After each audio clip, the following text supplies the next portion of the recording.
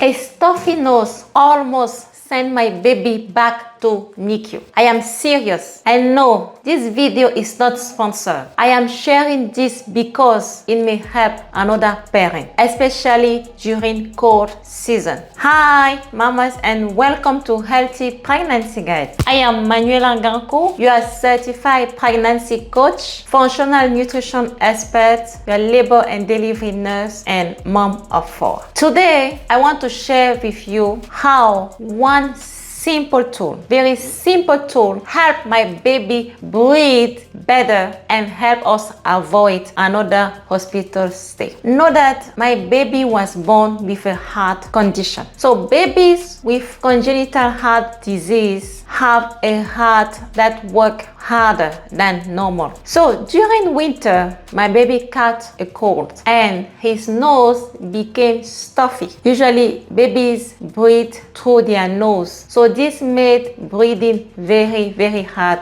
for him, and his heart started to work harder and harder. That's how we end up in the NICU. So after my baby was discharged home, I knew I had to prevent this from happening again. So I went on Amazon and I was looking for a manual nose suction tool. So manual means that I control the suction, not the machine. So that is when I found the Frida Baby Saline kit, also called Nose Frida. Again, this video is not sponsored, okay? I'm just sharing to help another parents. So I use Nose Frida, and honestly, it worked just like the suction that nurses use in the hospital. Yes. So here is how I use it. First, I put few drops of saline in my baby's nostrils. Know that saline will help loosen the thick mucus. And then I gently use the Nose Frida to pull out those bugs. So because it is manual, like I said, I could slow or stop the suction anytime. So I use it before feeding and before sleep, or whenever you have a congestion. So I use that like 1 to 3 times a day, or I use it as needed also. I also did a chest physiotherapy when needed. So what is a chest physiotherapy? So a chest